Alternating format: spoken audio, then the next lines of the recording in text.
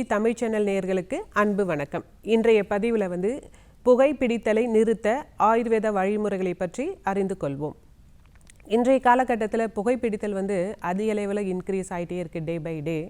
இதனால் என்ன ஆகுதுன்னா, புகைப்பிடிப்பவர்களுக்கு மட்டும் இல்லாமல் புகைப்பிடிப்பவர்களும் கூட இருக்கிற குழந்தைகளுக்கும், நெய்பர்ஸ்க்கு, இல்லை அவங்களோட இருக்கிறவங்க தங்கி இருக்கிறவங்களுக்கு அதிக அளவில் பாதிப்படைகிறார்கள். ஆவரேஜாக உலகளவில் புகைப்பிடித்தல் எவ்வளோ பர்சன்டேஜ் இருக்குதுன்னு பார்த்தீங்கன்னா, அடல்ட்ஸ்க்கு 28% வரலையும் ஸ்மோக்கிங் ஹேபிட்ஸ் இருக்குன்றது கண்டுபிடிச்சிருக்காங்க.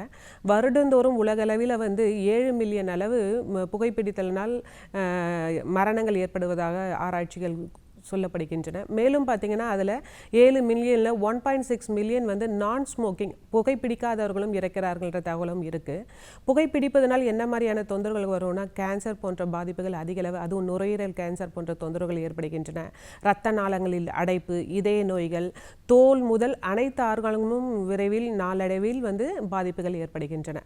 இந்த புகைப்பிடித்தல் சிகரெட் ஸ்மோக்கிங் எந்த அளவு பாதிப்புனா, அதில் 3 விதமான நச்சு பொருட்கள் இருக்குது. என்னென்னா, கார்பன் மோனாக்சைடு, தார் மற்றும் நிக்கோட்டின் இருக்குது. இந்த நிக்கோட்டின் அளவு பார்த்தீங்கன்னா ஒவ்வொரு சிகரெட்லேயும் 1.8% அளவு இருக்குது.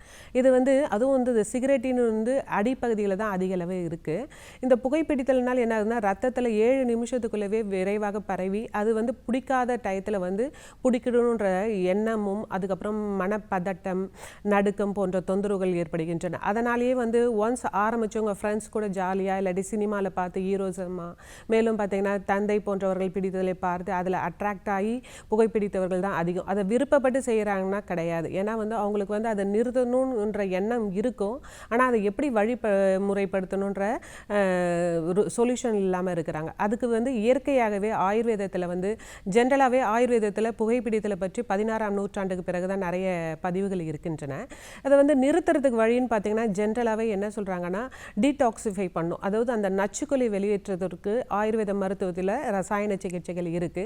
அப்படி நம்ம குடல் சுத்தி செய்து நச்சுக்களை வெளியேற்றுவதன் மூலமாக அவர்களுடைய அந்த எண்ணங்களை மறைக்க செய்ய முடியும். மேலும் பார்த்தீங்கன்னா, உடம்புல தேங்கியுள்ள நச்சுத்தன்மைகள் ஆமம் நம்ம வெளியேற்றுவதனால் அவங்களுக்கு அந்த எண்ணம் குறையும். மேலும் பதற்றம், மன சோர்வு, அதை பிடிக்காதனால ஏதோ மாதிரி இருக்கிறன்ற தொந்தரவுகள் எல்லாம் குறையும். அதனால் ஆயுர்வேத வழிமுறைகள்னு பார்க்கும்போது, குடல் சுத்தி செய்கிறதுக்கு, டீடாக்சிஃபை பண்ணுறதுக்கு ஆயுர்வேத மருத்துவரை அணுகி, இன்னும் சொல்லப்போனால் ஆயுர்வேத மருத்துவமனைகளில் தங்கி நம்ம ஸ்நேகபானம்ன்ற பஞ்சகர்ம சிகிச்சை எடுத்துக்கொள்வதன் மூலமாகவும், மேலும் பார்த்தீங்கன்னா இது வியர்க்க செய்வாங்க.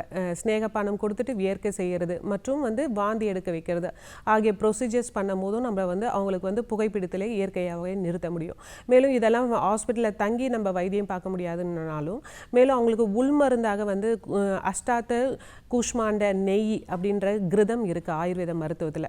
அது கல்யாண பூசணியோட நெய் தான். இந்த அஷ்டாத்த கூஷ்மாண்ட நெய்யை உள்மருந்தாக கொடுக்கறதுனால அவங்களுக்கு அந்த எண்ணங்கள் குறையும், மனப்பதற்றம் மற்றும் அந்த கவலைகள், அதெல்லாம் உடல் சோர்வு அதெல்லாம் போகும்.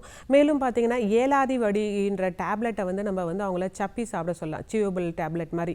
எப்பெல்லாம் ஸ்மோக்கிங் பண்ணணுன்ற அந்த எண்ணம் இருக்கோ அந்த டயத்தில் இந்த ஏலாதி வடியை சப்பி சாப்பிட்றது மூலமாக அவங்கள இயற்கையாகவே நம்ம புகைப்பிடித்தலை நிறுத்துறதுக்கு வழிவகை செய்யும். மேலும் பார்த்தீங்கன்னா, குடிநீர் மாதிரி கூட வச்சு கொடுக்கலாம் அவங்களுக்கு. துளசி, அமுக்ரா மற்றும் அதிமதுரம், இந்த 3 பொருட்களை கொண்டு துளசி நம்மளுக்கு அந்த நுரையீரல் அவங்களுக்கு நச்சு தேங்கி இருக்கிறதெல்லாம் சரி பண்ணால் கூட, அப்புறம் தொண்டை வலி, அந்த எரிச்சல், அந்த மாதிரி தொந்தரவு, ஸ்மோக்கிங் உள்ளவங்களுக்கு அந்த ஹேபிட்ஸ், இந்த தொந்தரவுகள் இருக்கும் அவங்களுக்கு இந்த அதிமதுரமும். மேலும் பார்த்தீங்கன்னா, அஸ்வகாந்தா அந்த பதற்றம், மன அமைதியை சமநிலைப்படுத்துறதுக்கு ஹெல்ப்ஃபுல்லாக இருக்கும். இந்த 3 துளசி, அதிமதுரம், அமுக்ரா 3ஐயும் சம அளவு எடுத்து ஒரு குடிநீர் மாதிரி செய்து டெய்லி குடிக்கிறதுனாலையும் அவங்களுக்கு இயற்கையாகவே புகைப்பிடித்தலை நிறுத்த வழிவகை செய்யும். மேலும் பார்த்தீங்கன்னா, அவங்கள அடிக்கடிக்க வாயில் அதிமதுரம்ன்ற மருந்தை மூலக்கூறை நம்ம வாங்கி வாயில் சப்பி சாப்பிடலாம். அப்படி சாப்பிடும் போதும் நம்மளுக்கு அந்த புகைப்பிடிக்கணுன்ற எண்ணம் குறையும். மேலும் பார்த்தீங்கன்னா, அவங்கள பபுள் கம் அந்த மாதிரி வாயில் நம்ம அவங்கள சீவ் பண்ண சொல்லும் போதும் அவங்களுக்கு அந்த எண்ணங்கள் மறக்க செய்யும்.